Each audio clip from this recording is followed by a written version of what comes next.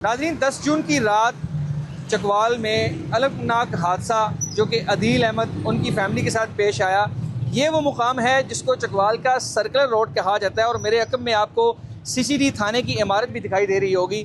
और सेम इसी पॉइंट पर, इसी जगह पर दो मुसल्लह डाकू जो 10 जून की रात को 8:10 पर एक वारदात पहली करते हैं, फिर उसके बाद दूसरी वारदात, फिर तीसरी, फिर चौथी, पाँचवीं, यके बाद दीगरे वो 5 वारदातें करने के बाद छठी वारदात इस पॉइंट पर आकर जब अदील अहमद अपनी फैमिली के हमरा यहाँ पर मौजूद होते हैं और वो अपनी अहलिया के मामू का घर, जो मेरा कैमरामैन अगर मेरी बाईं जानिब दिखा सके तो ये सामने उनके मामू का घर है, तो इस घर में उन्होंने जाना था और यहाँ पर जाने के लिए वो इंतज़ार कर रहे थे। रात 11:51 का टाइम था और इस दौरान मुसल्लह डाकू आते हैं और डाकू असले की नोक पर उनसे तलाई ज़ेवरात, नकदी वगैरह जो कुछ भी था उनसे छीनते हैं। इसी दौरान जो एक सीसीडी का एहलकार जो पास में ही वाक़े चौक से चाय या खाना खाने के बाद वापस आता है और वापस आने के बाद वो सीसीडी थाने की इमारत के अंदर जाता है और अंदर मौजूद एहलकार को बताता है कि बाहर 2 मुसल्लह डाकू एक फैमिली से या बाहर खड़ी गाड़ी से डकैती की वारदात कर रहे हैं, तो उनको जाकर देखो। तो जो एहलकार है वो बाहर आता है और आते साथ ही अदील अहमद जो कि उस अपनी फैमिली के हमरा उस गाड़ी में मौजूद थे, उनका एक ऑडियो बयान भी आया। उसमें वो बताते हैं कि जो पहला फायर है वो सीसीडी एहलकार की जानिब से किया जाता है जिसमें SMG गन का इस्तेमाल किया जाता है और उसके बाद जो 2 मुसल्लह डाकू हैं वो भी क्रॉस फायरिंग करते हैं और वो गाड़ी की ओर लेते हुए मेरी जो बाईं जानिब जो रास्ता दिखाई दे रहा है यहाँ से वो फ़रार होने में कामयाब हो जाते हैं। अदील अहमद यहीं से वापस अपने इन लॉज के घर में जाते हैं जहाँ पे वो दावत के लिए आए हुए थे और वहीं से वापस आने के बाद वो यहाँ पर आए और यहाँ पे उन्होंने अपनी अहलिया के मामू के घर जाना था और यहाँ से जब उनकी गाड़ी पर फायर होते हैं, उस फायरिंग की जद में आकर उनकी 9 साला बेटी हानिया अदील जो मौके पर दम तोड़ देती है और उसके बाद जो उनका बेटा है अफान वो ज़ख्मी होता है और साथ में अदील अहमद भी ज़ख्मी होते हैं। इस केस की जो तफ्तीश है वो इस वक्त सीसीडी हुकाम के पास है और केस की जो तफ्तीश है वो तकमील के आखिरी मराहिल में है और हमारी हुकाम से बात उनका ये कहना है जल्द ही जो इस केस का जो चलान है वो अदालत में जमा करवा दिया जाएगा और जो मुलजिम कांस्टेबल है उसको भी गिरफ़्तार करके जुडिशल रिमांड पर जेल भेज दिया गया है। इस पर मज़ीद जो कानून इस केस की कानूनी पेचीदगियों के हवाले से हम बातचीत करेंगे। मेरे साथ मौजूद होंगे सीनियर कानूनदान अतीक रसूल और जो मकामी सहाफ़ी हैं जो गुज़िश्ता 25-30 साल से चकवाल को और चकवाल की जो है वो यहाँ के हालात व वाक़यात को रिपोर्ट करते हैं, उनसे भी हम बातचीत करेंगे। तो आइए चलते हैं ज़रा उनकी तरफ। जी तो नाज़रीन, मेरे साथ इस वक्त मौजूद हैं सीनियर कानूनदान अतीक रसूल, उनसे हम जान लेते हैं। अच्छा अतीक साहब, सबसे पहले बहुत शुक्रिया आपका। ये बताइएगा, ये जो हानिया अदील का केस है इस वक्त जो मुलजिम है वो जुडिशल रिमांड पर हवालात में बंद है और इस केस की तफ्तीश भी चल रही है। अच्छा, इसकी जो कानूनी पेचीदगी है उस पर थोड़ी सी हम बात करेंगे कि इस केस के अंदर जो पुलिस ने FIR दर्ज की है, इनिशियल FIR, उसमें तो जो कांस्टेबल है उसका जिक्र नहीं है, तो उसके बाद 302 लगाई गई है, फिर बाद में 322 लगाई गई, फिर 302 लगाई गई, तो ये क्या मामला है क्या? बिस्मिल्लाहिर्रहमानिर्रहीम, thank you so much Mohammad Ali. देखिए, बड़ा इंपॉर्टेंट मैटर है। FIR जब दर्ज हो जाती है और उसमें इस तरह की तब्दीलियां जो है वो FIR को और जो वर्जन है कंप्लेनेंट का उसको कमज़ोर करती चली जाती हैं। अगर हम सेक्शन 302 की बात करें तो वो डेलिब्रेट इंटेंशनल मर्डर है।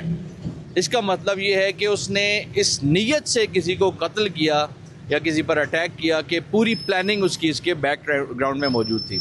लेकिन जब हम सेक्शन 322 की बात करते हैं, 322 की बात करते हैं, तो वहाँ पर इंटेंशन नहीं होती। वहाँ पर जो है उसकी नीयत ऐसी नहीं थी कोई ऐसा एक्ट कमिट करने की जिससे किसी की डेथ हो जाए। तो ये बुनियादी डिफरेंस जो है ये आगे चल के मामला सामने आएगा। अगर आप कंटेंट्स ऑफ द FIR देखें और जो इस वक्त पूरे पाकिस्तान में बल्कि इंटरनेशनली ग्लोबली जो डिस्कस हो रहा है वो एक पूरा एक क्राइम सीन है। उसका एक जो है वो पर सेकंड के हिसाब से उसमें तब्दीली आती चली जा रही है। तो वो पर सेकंड के हिसाब से जो तब्दीली आ रही थी उसमें ये जो एक्ट कमिट हुआ है, क्या ये एक डेलिब्रेट इंटेंशनल मर्डर था या नहीं था, ये इन्वेस्टिगेट होगा। और ये इन्वेस्टिगेट होने के बाद जाहिर है जब इसकी पुलिस की रिपोर्ट सबमिट होगी 173 की या चालान जिसे हम कहते हैं, उसके बाद एविडेंस आएगा, सारी चीज़ें सामने आएंगी, तो वहाँ पर ये वाज़ेह होगा कि क्या ये 302 का केस था या ये 322 का था। अगर 302 को 322 में कन्वर्ट किया गया या 322 को 302 में कन्वर्ट किया गया तो उसका क्या जो है वो इनके पीछे मकसद था, कौन से ऐसे मामलात सामने आए कि जिसकी वजह से ये कन्वर्शंस हुई। तो ये अल्टीमेटली जो है वो एक्यूज़ को बेनिफिट इसका मिलता है। अच्छा, जो हमारे नाज़रीन को समझने के लिए बताइएगा, जो पुलिस ने मुकदमा है उस मुकदमे में कांस्टेबल का जिक्र नहीं किया, उसमें तो सिर्फ रॉबरी का जिक्र किया जा रहा है कि रॉबरी हुई और क्रॉस फायरिंग के नतीजे में एक बच्ची की जान चली गई। तो बाद में फिर कैसे मुलजिम को नामजद किया गया है 302? देखिए, जो हकाइक सामने आए हैं वो इसी तरह से, मैं इसके अगर आप पूरा सिनेरियो अपने सामने रखें तो आपको FIR पढ़ने के बाद भी अंदाज़ा होगा कि कंप्लेनेंट ये कह रहा है कि रॉबरी हो रही थी और इसी असना में एक पुलिस कांस्टेबल, फिर क्रॉस फायरिंग और उसके बाद से जो है वो पीछे से फायर हुए और उसमें ये एट दैट टाइम ये वाज़िया नहीं था कि ये किसकी बुलेट जो है वो फैटल साबित हुई है उस मासूम बच्ची के लिए। तो जो लेटर ऑन चीज़ें सामने आई, जो पुलिस का जो कैमरा, CCTV कैमरा और बाकी सारी चीज़ें, उसके बाद सामने ये आया कि ये पुलिस कांस्टेबल की फायरिंग से जो है उस बच्ची की डेथ हुई है। तो उसके बाद उसको फिर जिसे हम ज़िमनी बयानात या तेतिमा बयानात कहते हैं उसमें उसको नॉमिनेट कर दिया गया। अच्छा, बीइंग अ लॉयर, आपका तजर्बा क्या कहता है कि इस केस के अंदर जो मुलजिम कांस्टेबल है उसको सज़ा होगी या नहीं होगी? देखिए, वो तो चूँकि अब मैटर कोर्ट में है, लेकिन कुछ चीज़ें हमने देखनी है। मैं आपसे पहले भी बात कर चुका हूँ कि जो FIR के कंटेंट्स हैं और जो एक पूरा इंसिडेंट है और फिर जो सेक्शंस जो इसके ऊपर लगाई गई हैं उनसे रिलेटेड चेन प्रोसेस एक पूरा होगा। ये हर एक इंसिडेंट कनेक्ट होगा।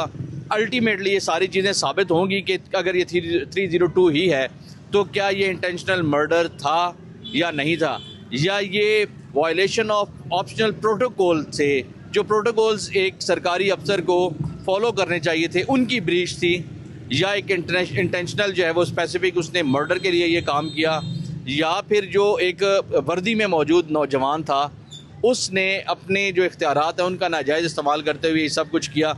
ये सारी चीज़ें अल्टीमेटली सामने आएंगी। अच्छा, जो एक Lahore high court Rawalpindi bench में एक वकील साहब हैं, उनकी जानिब से एक रिट पिटीशन भी दायर की गई इस केस को लेकर कि इस केस की जो समाअत है वो, या इस केस की जो तफ्तीश है वो FIA के सपुर्द की जाए। उस पर हाई कोर्ट के क्या रिमार्क्स थे वो भी ज़रा बताइएगा। देखिए, ये शायद उन्होंने जो है बस टू अर्ली उन्होंने कर दिया उधर। एक चीज़ मैं जिस पे ज़रूर कमेंट करना चाहूँगा वो ये है कि देखें, CCD का पूरे पंजाब के अंदर जो कुछ आपने बैकग्राउंड में अब तक, अगर आप जब से इनका क़याम अमल में आया तब से आज तक देखें तो इनके हवाले से जो आम पब्लिक है वो इतनी सेटिस्फाई इस तरह से नहीं है। लेकिन ये जो इंसिडेंट हुआ है इसके बाद से वो सारी चीज़ें जो है वो लोगों के माइंड में आ रही थी कि शायद इदारे खुद से जो है वो इतने ज़्यादा शुतरे बेमुहार की तरह काम कर रहे हैं कि उनके ऊपर अब लोगों का ट्रस्ट खत्म होता चला जा रहा है। तो इस इंटेंशन के ज़रिए वो हाई कोर्ट में गए हैं कि अगर एक इदारा खुद जो है वो एक ऐसे हीनियस किस्म के क्राइम में इन्वॉल्व होता नज़र आ रहा है प्राइमा फेशाई, तो क्या वो एक ट्रांसपेरेंट इंडिपेंडेंट इंक्वायरी करेगा अपने ही मुलाजिम या अफसर के खिलाफ। तो इस इंटेंशन को लेके जो है वो वहाँ पर गए थे और उस पर कानूनी तौर पर FIR को उन्होंने रेफ़र कर दिया है कि आप इसको लीगल पैरामीटर्स में देखें। अगर आपके पैरामीटर्स में ये आती है और आप अपने आप को इस तरह से समझते हैं तो कानूनी तौर पर वो फैसला करेंगे कि उन्होंने ये करनी है या नहीं। बुनियादी तौर पर ये इस इदारे पर इनका जो है वो अदम एतमाद का इजहार था उस शख्स की तरफ से। बहुत शुक्रिया अतीक रसूल साहब। अच्छा, मैं ये बताऊँगा, ये देखिएगा कि जहाँ पे डकैती की वारदात होती है मेरे अकब में ये CCD की इमारत भी है और ये चकवाल की मसरूफ़ तरीन शाहरा है और ये वो घर है जिस घर में अदील और उनकी फैमिली ने जाना था। मैं बात करूँगा, यहाँ पे मेरे साथ मौजूद हैं सीनियर जर्नलिस्ट हैं चकवाल के और गुज़श्ता 25-30 साल से चकवाल की मकामी सहाफ़त में बड़ा अच्छा किरदार अदा करें। अच्छा, रियाज साहब, आप क्राइम रिपोर्टिंग भी करते रहे हैं, तो चकवाल में इस तरह के संगीन नौइयत के क्राइम पहले कभी हुए या इतनी बदअमनी पहले थी? जी, बहुत अरसा हुआ हो रहा है ये रिपोर्टिंग करते हुए, लेकिन जो चकवाल में क्राइम रेशो रहा है वो हमेशा ना होने के बराबर रहा है। अगर ये बढ़ा है तो इसकी एक बड़ी वजह ये है कि चूँकि मोटरवे हमारे से करीब गुज़रता है और अब तक जितने भी रॉबरीज़ या हीनियस किस्म के क्राइम जो रिपोर्ट हुए हैं उसमें एक कॉमन चीज़ ये है कि जितने भी क्रिमिनल आते हैं वो बैरून अजला से आते हैं। चकवाल के इस तरह के कोई क्रिमिनल नहीं हैं। ये जो वाक़या हुआ है इसमें भी जो दो डकैत रॉबरी कर रहे थे एट द स्पॉट, वो उनमें से भी एक का तल्लक शेखुपुरा से था और एक लाहौर से था। तो चकवाल में एज सच कोई क्राइम इतना नहीं हुआ, जितना कि बाहर से आने वाले क्रिमिनल्स जो हैं वो यहाँ पर आके चकवाल को तो बड़ा पुरअमन डिस्ट्रिक्ट समझा जाता है और यहाँ पे चोरी डकैती का कोई तस्वर ही नहीं है, तो यकदम से ऐसे हालात कैसे ख़राब होगी, क्या समझते हैं आप, इसके पीछे असल मुहर्रिकात क्या हैं? देखें जी, असल मुहर्रिकात में तो बहुत लंबी डिस्कशन हो जाएगी, लेकिन मैं समझता हूँ कि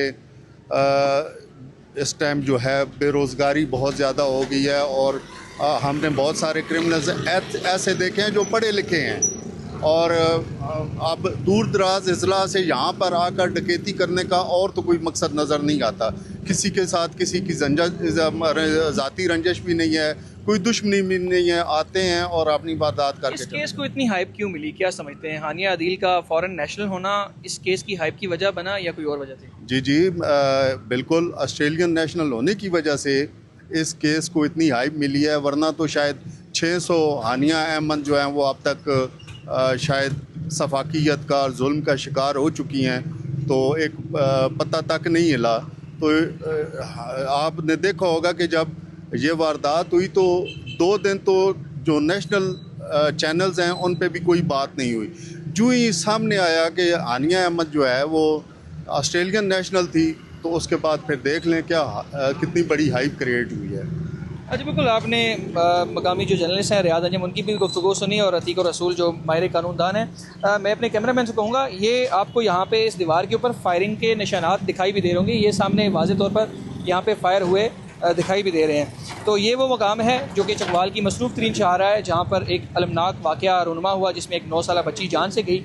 अब इस केस की तफ्तीश भी जारी है और इसके बाद अदालत में इस केस का क्या फ़ैसला आता है ये तो आने वाला वक्त ही बताएगा।